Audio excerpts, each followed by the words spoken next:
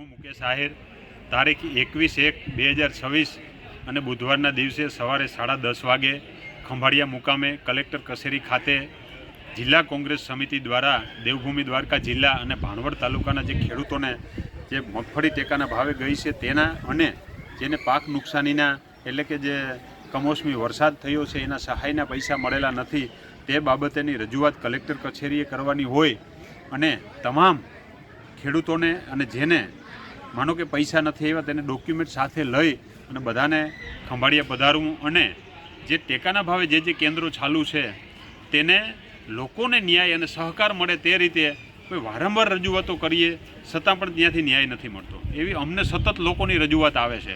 ભાઈ તમારે તમારા કેન્દ્ર ઉપર તમે 2 ખુરશી અને 2 વ્યક્તિને કોમ્પ્યુટર રાખીને બેસાડી દો ને, શું કામ લોકોને હેરાન કરો છો? એની મિલકત છે, એની તમને મગફળી આપી છે ને એના પૈસાની ઉઘરાણી તમારી પાસે કરે છે તો એમને ન્યાય નથી મળતો. અને જો અમે તમારા સ્થળની મુલાકાત લેશું તો ક્યાંકનો ક્યાંક તમારા તરફથી એવું કહેવામાં આવશે કે આ રાજકારણ કરે છે. આમાં ભાઈ અમારે રાજકારણ નથી કરવું. અમને સતત લોકોના ખેડૂતોના ફોન આવી રહ્યા છે કે ભાઈ અમારે 1.5 મહિનો થયો, અમારે 2 મહિના થયા, અમારા ખાતામાં પૈસા જમા નથી થયા. એની વેદના છે, એની પીડા છે, એની રજૂઆતો માટે અમે વારંવાર તમને ટેલિફોનિક કરતા હોઈએ છીએ. તમારા 8-8 દિવસ, 10-10 દિવસ, 6-6 દિવસ, 5-5 દિવસ તમારા જવાબો આવતા નથી.